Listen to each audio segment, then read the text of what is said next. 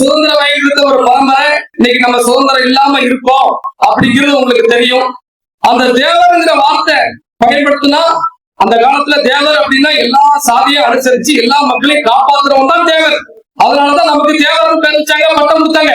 ஆனா நீங்க இந்த வார்த்தையை பயன்படுத்த கூடாது அப்படின்னு சொல்லி திட்டம் போட்டு இதுல இன்னைக்கு பண்ணிக்கிட்டு இருக்காங்க. எதனால அப்படின்னா அந்த சேர சோழ பாண்டிய வம்சம் நம்ம இந்த இனம் அந்த இனம் அந்த பாண்டியர் இனம் அந்த சேர சோழ பாண்டியர் இனம் மீண்டும் எந்திரிச்சிடக்கூடாது அப்படிங்கிற ஒரே ஒரு நோக்கத்துலதான் இன்னைக்கு செயல்பட்டு இருக்காங்க. நம்ம இந்த நாட்டை ஆளும்போது நம்ம மன்னர்கள் ஆளும்போது இந்த நாட்டுக்கு எந்த தீங்கும் செய்யல, இந்த நாட்டு மக்களுக்கு நல்லதான் செஞ்சோம். எந்த சாதி வந்தாலும் அந்த சாதி அரவணைக்கக்கூடிய சாதி நம்ம சாதி. கஷ்டம்னு வந்துச்சுன்னு பசின்னு வந்தா எந்த சாதியா இருந்தாலும் சோறு போட்டோம், தங்க இடம் கொடுத்தோம், உட்கார வச்சோம். ஆனா இன்னைக்கு இந்த தேவமாரா உடனே இந்த பேஸ்புக் வலைதளங்கள்ல இந்த சாதியை இழிவுபடுத்தி பதிவிடும் பொழுது அதை நினைச்சு தூக்க வர மாட்டேங்குது. எப்படியாப்பட்ட ஒரு சமுதாயம்?